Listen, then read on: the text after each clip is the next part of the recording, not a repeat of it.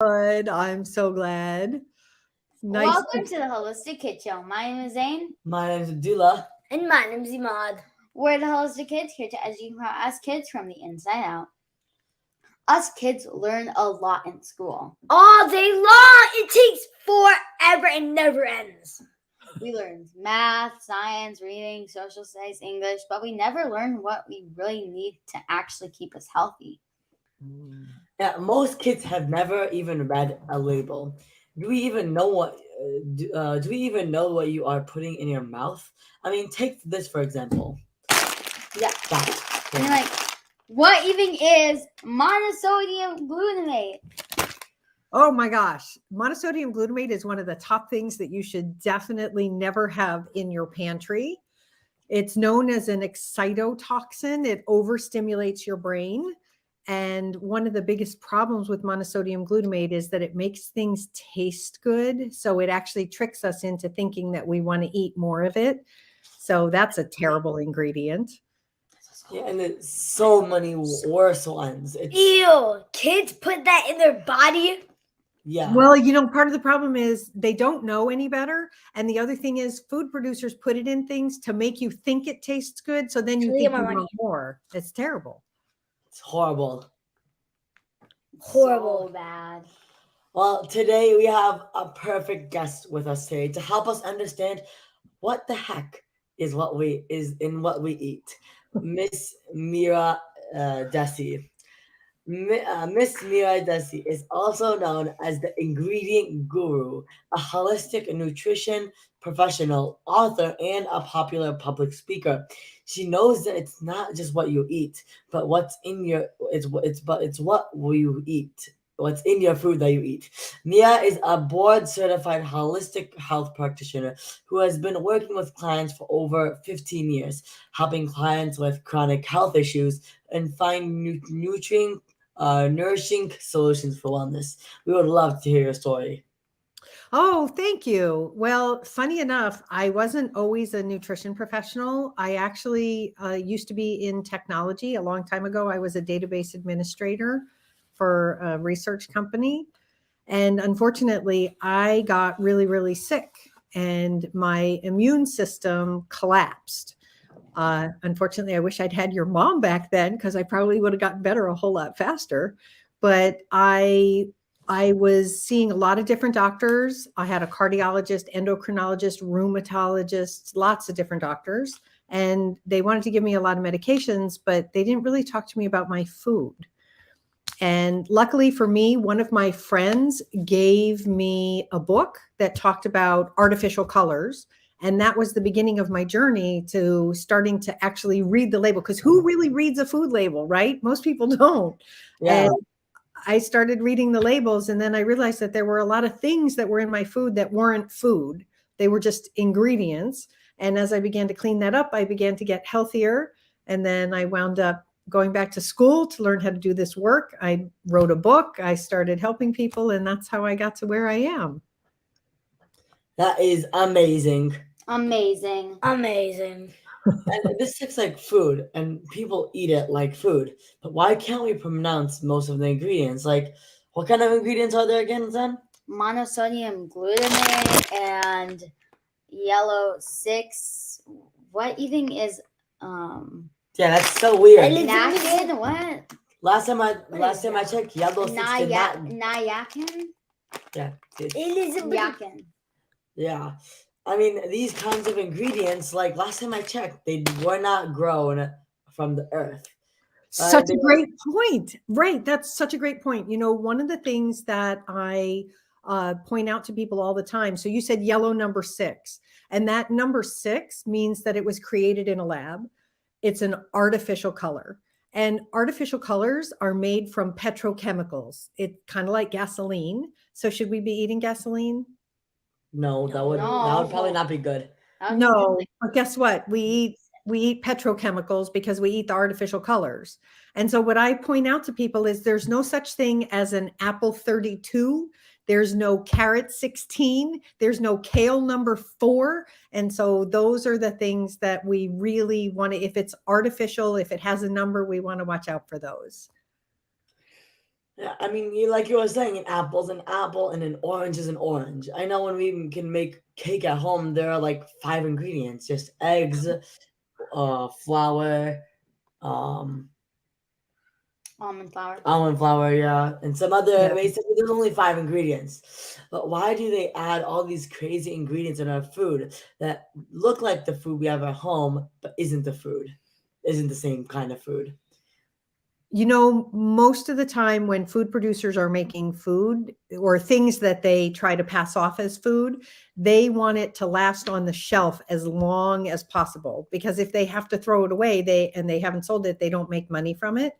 So they put preservatives in there. They also, when they change our food, so let's say they take a healthy fat, but they take it out of the food because they want to make a low fat food, which is not really a good choice. But when they do that, they have to add things to hold the food together, like emulsifiers or other thickeners of some kind.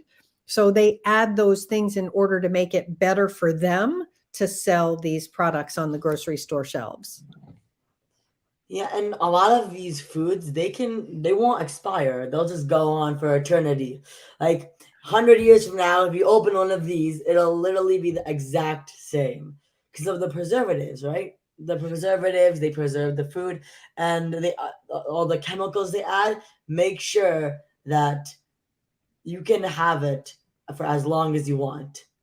And that's so crazy how they're trying to manipulate food to make it something that food was never really supposed to be, right? That's so crazy. Yeah. Well, and part of the challenge is some of the foods that they make will eventually break down or go moldy or taste bad or whatever, but a lot of them last for a very, very long time. And one of the issues is that because so many kids grow up being fed these things, they think they taste good because it's what they're used to eating. The good news is you can actually change your taste buds. You can help them shift away from eating highly processed foods like that. But you have to really pay attention by reading the label and understanding what not to get.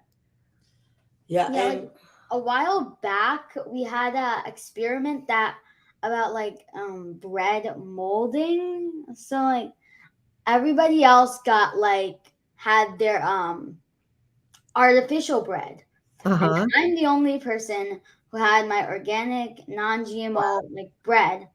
So we waited like 5 or 3 weeks, but then all of theirs were like a little bit moldy, and mine was all fully like green and white, and it was So yeah, that must have looked pretty interesting. yeah. yeah. And another weird thing is that stuff like veggie sticks, right? If you look at the ingredients closely, then you'll realize that those veggie sticks are literally just chemicals. Like, like when people try to eat healthy, they try to look for vegetables and healthy snacks. But what they don't realize is that these companies, they basically they sneak chemicals into these foods, just like they do with all of these. So it's still crappy food, right?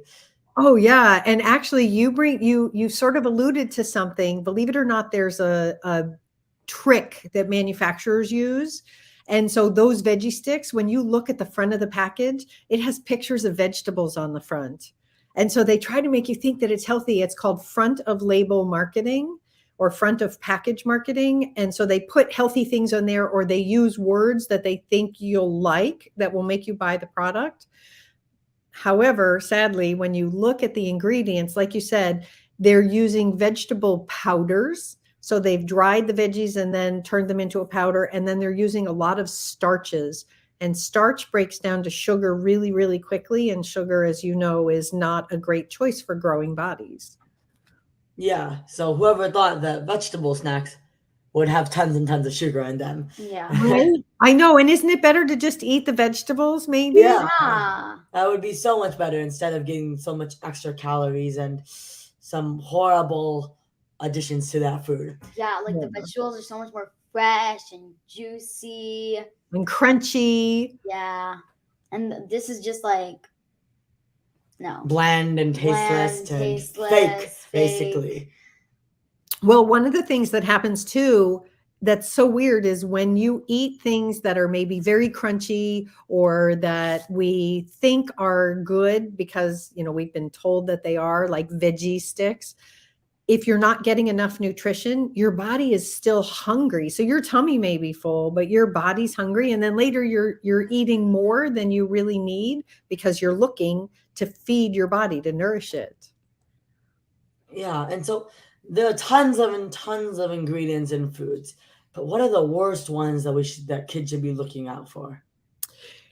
Well, I definitely think anything with the word artificial in it. So artificial flavors, artificial sweeteners, those are bad. I definitely think anything with a number, like the artificial colors, those are definitely not good for you. We already talked about that. And then one of the things that I think kids can do that would really help them be smart about what's in their food is to learn some of the different things that are sugars in food, because food producers put a lot of sugar in their foods because we respond to things that taste sweet. And I know, for example, a lot of kids like granola bars. It's an easy snack. You throw it in your backpack or your lunchbox or whatever, and it's easy to eat. But if you look at it, you may see that it has maple syrup and honey and rice bran syrup and maltodextrin and some of these other things. So trying to learn some of the names for sugar and watching out for a lot of sugar in your food. Yeah, and another thing that I think is like a lot of people wonder is basically how does artificial food, like artificial sweeteners, flavors, how does that affect your body? I mean, food, it goes in, it gets digested, and then food is food, they always say. But Right. like, what makes artificial food so different? How does it actually affect the body? That is such a great question. There are lots of different ways. It depends on what the ingredients are. But for example, going back to the artificial colors, one of the things that artificial colors do for kids who have what are called attention related disorders. So if they have ADD, ADHD, that kind of thing, it actually makes their ability to pay attention worse. So it makes them more distracted and can possibly even make them a little more anxious. Certain artificial colors have been shown to increase anxiety. So that's not a good thing either. Things like monosodium glutamate can cause itching or rashes. It has been tied to insomnia in some people. It can cause your nose to get full and runny.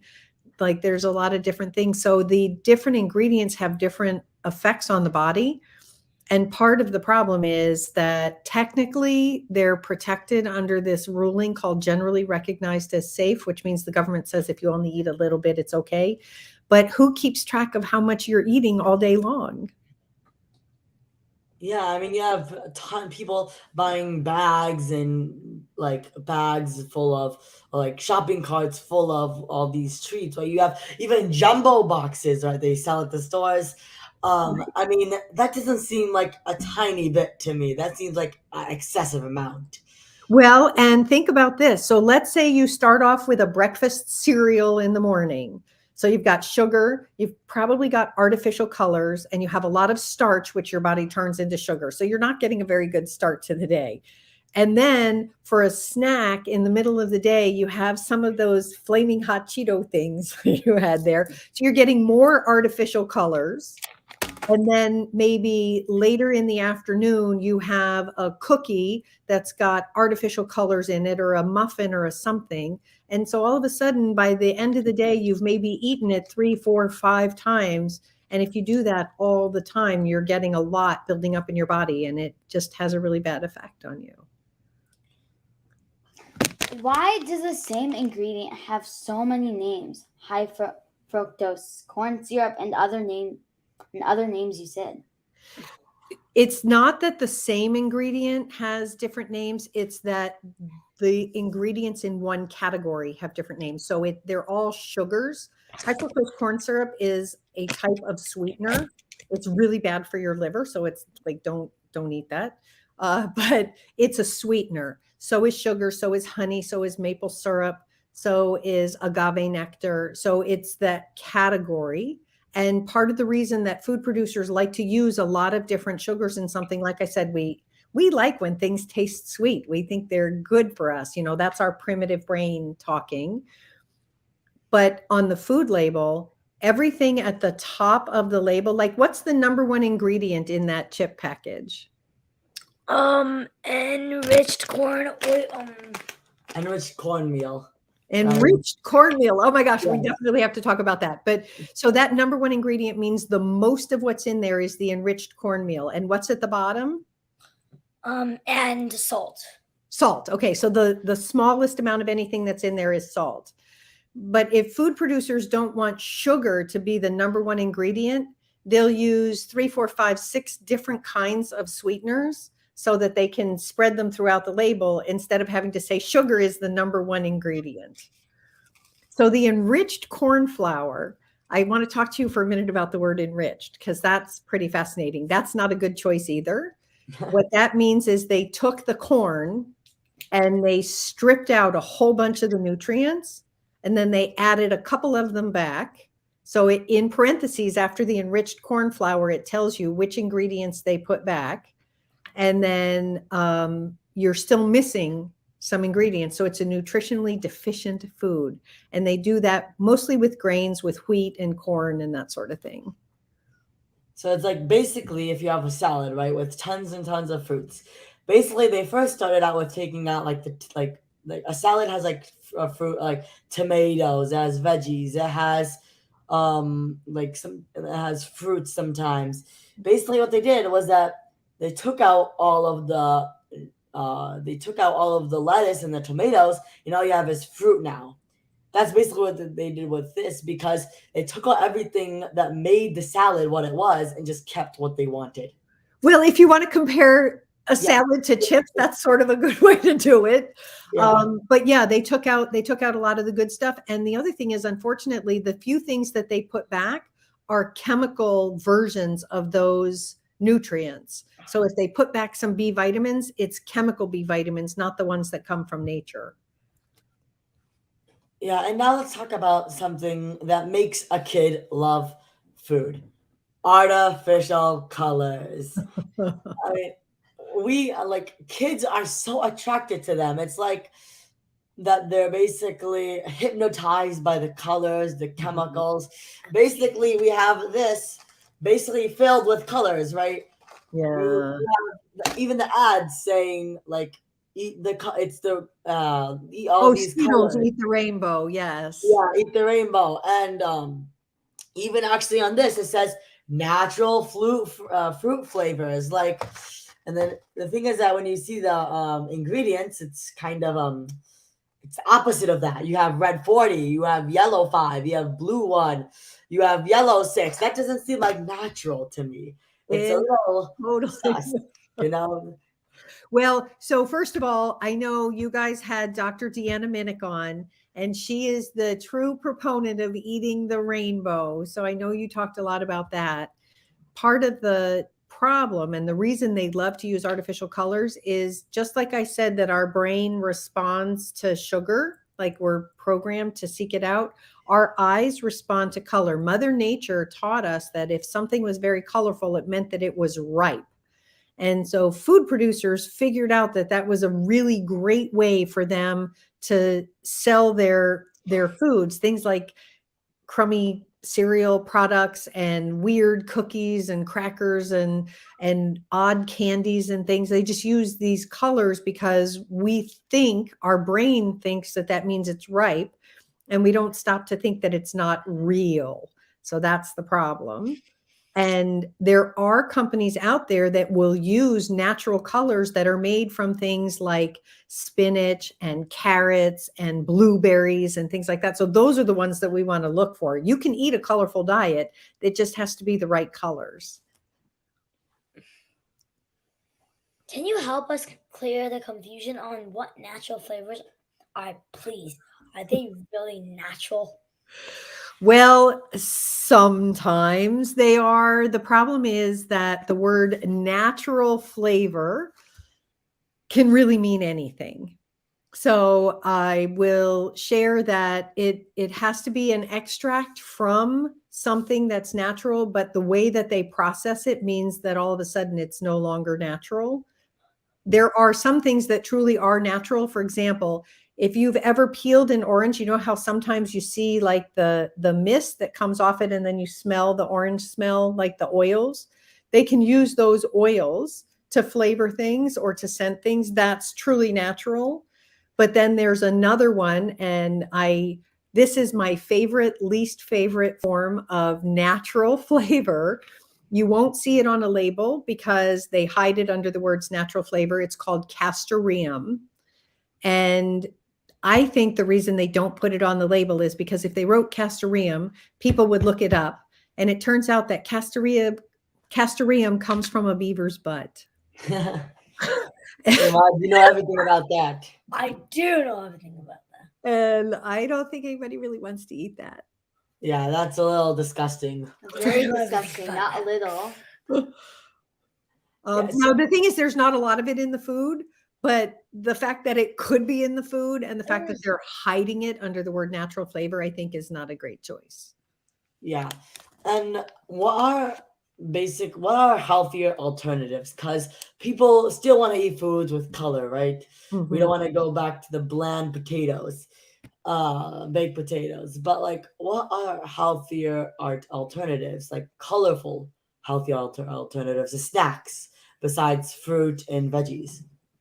You know, I think one of the things that's really great for kids to learn how to eat healthier foods is, and I know you guys do this, but to get into the kitchen and start making foods, because then you learn what you like and you have the enjoyment of making it. I think it's also really helpful for kids to discover that there are lots of different kinds of foods. You know, most kids, and you guys, I think, are not in this category because, you know, you have studied this and you know more about it. But most kids, if you mention vegetables to them, they can only name 4 vegetables: carrots, tomatoes, potatoes, which is not really vegetable, it's a starch, and lettuce. And that's what they think of as vegetables. And they don't know that there's things like jicama and zucchini and turnips and all of these other things. So it's about expanding your exposure to this wide, wonderful world of foods. And it's funny because a lot of kids, like when you ask them, is pizza healthy? They might say yes because they say, okay, you got the tomato sauce, right? Well, tomato sauce is made from tomatoes, which are vegetables. And they think they've got you, but then you say tomatoes are actually a fruit. And that's, fruits are not vegetables. yes. Well, and the other thing that is really hard about tomato sauce is usually it's made with sugar if it's commercially made. And so you're getting more sugar in that. So that's not a great choice either. How are we going to get kids to start eating healthier? Well, first of all, you guys coming out here and talking to kids, because obviously you relate to them and they relate to you. So that's a great choice.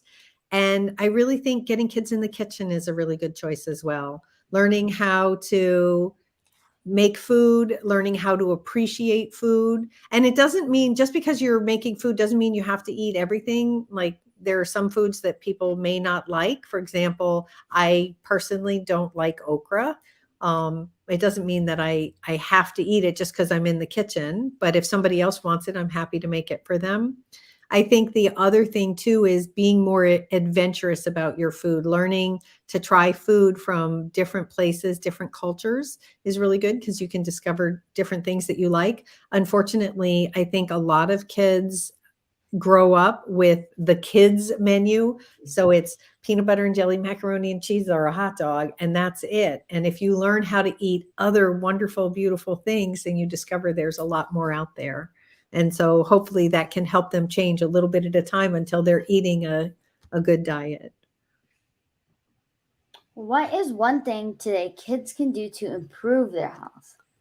I think really this is not just for kids, this is for anybody, to learn to read the label. Like I love that you guys started by reading the label on those packages. And I know that's a habit for you, because if you didn't read the label, you might think that those were good choices. But if you read the label, then you know there's things you're like, what is that? Why is that in there? Why am I eating that? So I think the best thing you could do is learn to read the label. That is amazing and such great advice, right? Because reading the label is very important for anything, right? I mean, you don't want to accidentally be eating gasoline or petrol chemicals. Or Yeah. beaver butt. Yes, very important to read the label, okay, for your own safety. So that was also very, very powerful. Thank you so much for that. And where can people learn more about you and your work? Because and also please tell us more about your pre-pregnancy pantry masterclass because that sounds interesting. Thank you so much. So people can find me at theingredientguru.com. So that's my website. I'm on all the social media as the Ingredient Guru. And the Preparedness Pantry Masterclass is a really fun class that I put together. You know, these days, I don't know, do you guys go to the grocery store with mom sometimes? Yes. Yes. And so have you seen where sometimes there's shelves where sections of the shelf don't have a lot of stuff on it? Yes. Yes. Yeah. So that's because of something called supply chain issues. So sometimes it's hard for grocery stores to get things. And then right now is actually the beginning of disaster preparedness season. So there are hurricanes or tornadoes or earthquakes or fires out west and that kind of thing. So the Preparedness Pantry Masterclass is a way to help people have what they need at home. So if they can't get to the grocery store, or if they get to the grocery store and it doesn't have something, you've got a supply at home. So you don't have to worry about it. So that's what the class is about, to teach people how to build their own pantry so that they have anywhere from 2 to 4 weeks of food and they don't have to worry about what's at the grocery store. Thank you so much. So much. So much. This is a topic that we are very passionate about, like rainbow foods, artificial coloring, artificial flavors, and ingredients and labels. So thank you so much for joining us today. Now let's recap your key points. And we will add some tips from us as well, because we love this topic. Kids love to eat, and we need to eat to make us grow and our brain and body to work the way it should. But the thing is that kids these days, you must be aware of the dangers of our additives and enhancers manufacturers pumped into food to keep us hooked and addicted to their product so that they in the end get tons of money, and they are using this to benefit them, not us. Very true. Parents and kids need to understand this. When you eat junk food as junk food can harm your body, our body, and brain and body. This all the white stuff like white flour, bread, cakes, cookies, and other baked goods. They contain lots of ingredients full of partially hydrogenated food additives, artificial flavors, and like food additives, like this, preservatives, and like more flavors. Yeah, there's so much. It's basically the list never ends. The amount of ingredients there are, the amount of names for the ingredients there are, right? There are just way too many. And junk food damages the gut flora, intestinal inflammation, leaky gut. These artificial ingredients we eat can actually contribute to allergies, motor skill issues, hyperactivity, and even cancer. That is so crazy. Read the label. Focus on whole food. Whole real food. You can pronounce. Avoid things with numbers and with the word official. Artificial in it, and learn what is sugar and the secret names for sugar. It is really and everywhere. And avoid seriously dangerous additives like MSG, trans fats, artificial sweeteners, high fructose corn syrup. Stay away from abbreviated words like BHA, BHT, TQ, TBHQ. Like, what does that even mean? Sounds like poison to me. Me too. I know I'm serious. Oh, we all do. Anytime you see anything with abbreviations like that, it just means they took a really long chemical name and they shrunk it down into a few letters. So you definitely don't want to eat it. Get us kids involved. Be more adventurous about food. Start to move away from the kids' menu. And parents model good behavior. You're gonna wanna you do what you want your kids to do, as they will follow what you do, not what you say. Most of the times, if it's not good for you, it is not good for you. If it's not good for them, it's not good for you either. Mhm. Educate and empower us kids from the inside out. Help us kids read food labels, so we are educated with knowledge. Then we are more adapt to make better decisions. In our house, we call fake foods what it is: chemicals. Empower them to go down the list and eat the rainbow, to keep meal times fun, easy, and colorful without the extra artificial colors. Stock up for success. In my house, or in our house, our pantry and fridge are stocked up for success. There is nothing that we can't eat. Yeah, don't put stuff that you don't want your kids to eat in the pantry, because the pantry is where you go to snack a lot. Mhm. So try to avoid keeping those stuff in the house. And Remember, kids, it is okay to say no, thank you. We don't put chemicals in our body, so if we are offered fake food, we have no problem saying no to food, No, because thank you. we know this food is not really food. It's chemicals. So we say no to chemicals. Mhm. and parents provide us kids with healthier options for parties and outings. There are so many healthy alternatives out there. Thank you so much for joining us Today. Thank you so much for having me on. It was really great to chat with you guys. And I love all the clean, healthy things that I know you have in your house. So you are building clean, strong bodies. That's fabulous. Yeah, and actually, fun fact, we keep all this stuff in the basement. It's just in our storage unit for Videos. yeah. That's great. That's so Thank- fun. No. Yeah. So thank you so much for joining us. It was a pleasure having you with us today. So, Thank you, everyone. Thank you, everyone, for tuning in. Until next time, I'm Zanzari. I'm Abdullah. And I'm Imad. Follow my family and I on social media, Holistic Mom and Pete, and look out for my mom's book, The Holistic Arts, Your Guide to Healing Chronic Inflammation and Disease. The Holistic Arts for Kids, Parenting Healthy Brains and Bodies in a Changing World. And the amazing children's book we wrote together called Adam's Healing Adventures, The Power of Rainbow Food. So check it out on Amazon. Yay! We have a special gift for everyone listening. Because we're almost at our 2-year mark, we want to give you all our special dessert cookbook. We know most kids love sweets, so we put our favorite sweets in this new book. So check it out in the description of this podcast.